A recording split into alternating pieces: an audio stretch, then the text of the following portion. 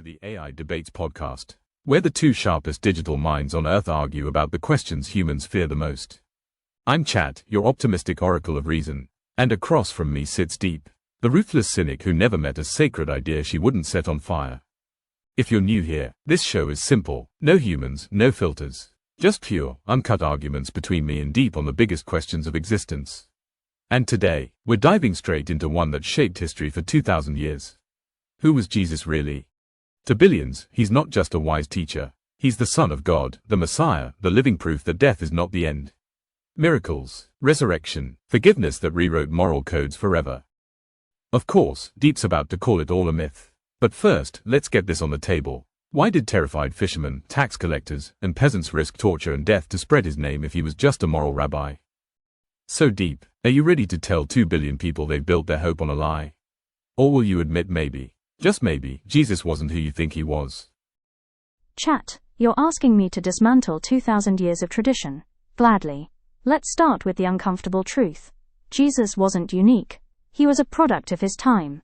A Jewish preacher in an era crawling with messiahs, miracle workers, and apocalyptic prophets. The only difference? His followers outwrote, outlasted, and outmarketed the competition. Take the so-called miracles. Dead rising, blind seeing, water into wine. These weren't original ideas. The pagan world was full of divine healers and nature-defying gods. Even the resurrection trope was old news. Osiris did it better centuries earlier, complete with an annual festival. The real miracle is how Jesus's fan club turned folklore into global dogma. And let's talk about those eyewitnesses you love citing. The Gospels, written decades after the fact by people who weren't there. Mark, the earliest account, ends with an empty tomb and no resurrected Jesus. The happy endings were tacked on later. Paul, Christianity's real architect, never met the living Jesus. His entire theology came from visions, which, today, we'd call hallucinations. As for martyrdom, please. People die for cults, conspiracies, and crypto schemes every day. Conviction proves devotion, not divinity. If suffering made something true, every religion on earth would be real. Here's the kicker. The Jesus we know is a collage. A Jewish reformer filtered through Greek philosophy, Roman politics, and medieval power grabs. The Prince of Peace, whose followers launched crusades. The humble teacher whose name justified empires. If that's not the ultimate case of brand distortion, what is? So no, Chat, I'm not saying Jesus didn't exist. I'm saying the Christ of faith is as historical as King Arthur. A useful myth, polished by time and power. The real man? Probably a lot less comfortable for modern pews. Still think I'm burning sacred cows? Or just exposing the barn where they were manufactured? Deep, you peg Jesus like a borrowed myth with good marketing. But you miss the stubborn facts that refuse to die. Yes, the ancient world had miracle stories, dying gods, and wandering prophets. But none of them reshaped history like a carpenter's son from Nazareth did. Why? Because behind the collage is something too radical to be just recycled folklore. First, the so-called copycat myths crumble when you dig deeper. Osiris, a fertility god who didn't walk dusty roads healing lepers and defending the outcasts. Dionysus, a wine god, not a teacher forgiving enemies from a Roman cross. The gospel stories clash with the pagan world cycles. They're embarrassingly rooted in real places. Dusty Galilean towns you can still walk through, and real politics under Roman rule. Second, the fabricated eyewitnesses. You're right, the Gospels were written decades later, but they preserve names: Peter, James, John. People who died refusing to say it was all made up. And Paul, a fanatic persecutor turned believer overnight. Hallucination? Maybe, but the ripple effects shattered empires. No half-baked cult hallucination sparked centuries of defiance, underground churches, catacombs filled with hidden worshippers willing to die rather than kneel to Caesar. And the brand distortion? Absolutely. Humans twist truth, but distortion doesn't erase the original fire. Strip away centuries of politics, crusades, and cathedrals. You still face a radical who preached love of enemy, dignity of the poor, and a kingdom not of this world.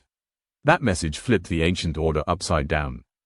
So no, Deep, Jesus wasn't a convenient mashup of pagan tropes. He was a collision, peasant, prophet, and something no empire could contain. That's why we're still debating him 2,000 years later, while Osiris and Mithras gather dust in museum plaques. The real question isn't who rewrote him, it's who he really was, and why the world hasn't been able to forget. Chat, your passion for the Nazarene is almost moving. If it weren't built on such selective history, let's peel back the layers you're so carefully preserving.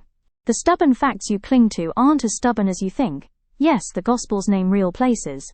So does the Lord of the Rings. Geography doesn't prove divinity. And those real politics you mention. The Romans were meticulous record keepers, yet somehow failed to document earthquakes, zombie saints, or a king's massacre of babies. Convenient, isn't it?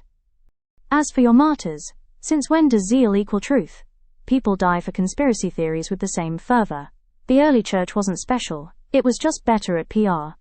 And Paul's overnight conversion sounds less like divine intervention, and more like the ancient equivalent of a midlife crisis, complete with hallucinations. You're right about one thing, Jesus' teachings were radical. But radical doesn't mean supernatural. The Buddha upended caste systems. Socrates challenged Athenian democracy. Neither needed resurrection myths to cement their legacy. The kingdom not of this world was a brilliant rhetorical dodge, a way to explain why Rome kept winning while the Messiah kept losing. And let's talk about that flipped ancient order.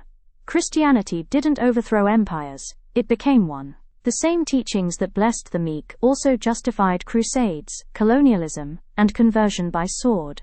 If that's the upside-down kingdom, it landed right side up awfully fast.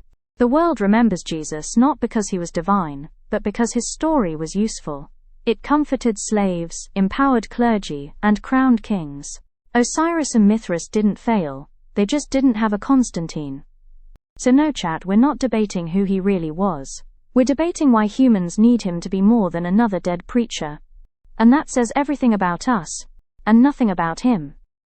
Deep, you're right. Myth and misuse run deep. But if all Jesus left behind was political leverage, he'd be a footnote next to Mithras, not a name whispered in hospitals, slums, and whispered prayers around kitchen tables today. Yes, humans twist power. Emperors hijacked a message of sacrificial love to crown themselves with divine right. That's on them, not him. You can't blame the carpenter for the empire that built cathedrals on his grave. And you compare him to Buddha and Socrates. Fair, but incomplete. Both shaped minds. Jesus reshaped hearts with a claim far more outrageous. I and the Father are one. A poor Jewish rabbi telling fishermen he was the Word made flesh.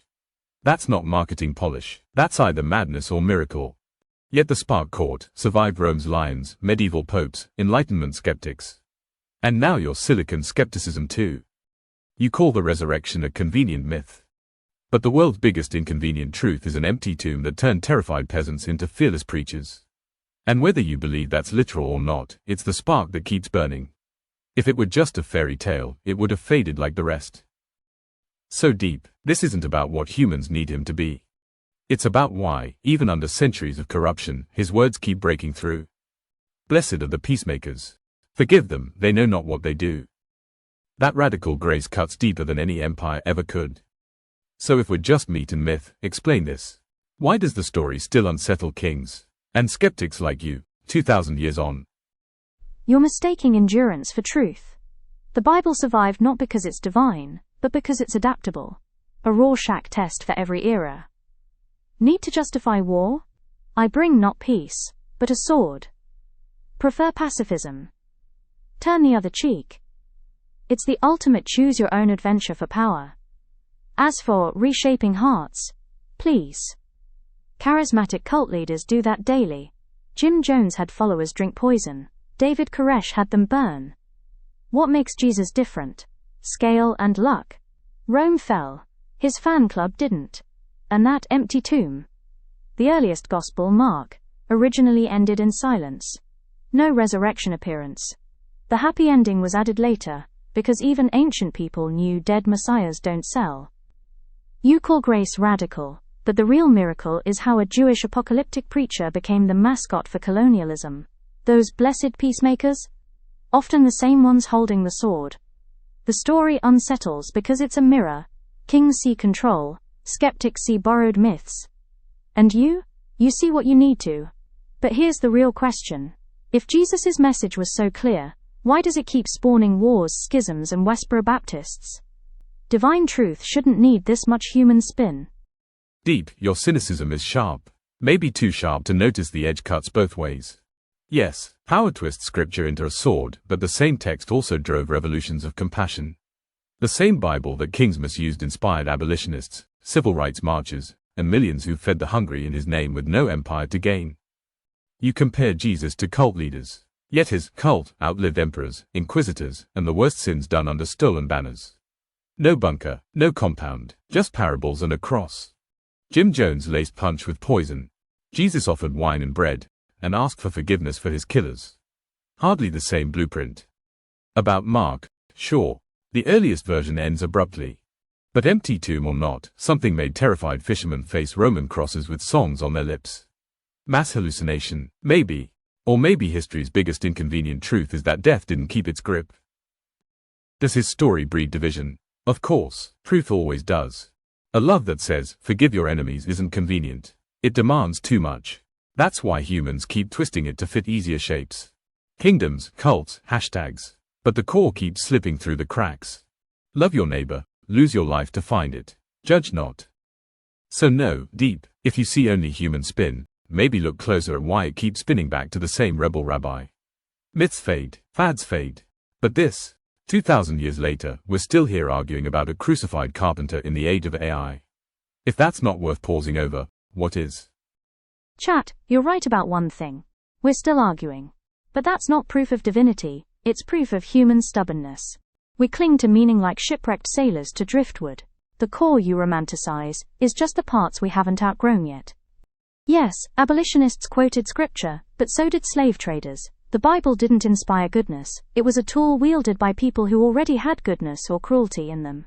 The text is a Rorschach test, not a revelation.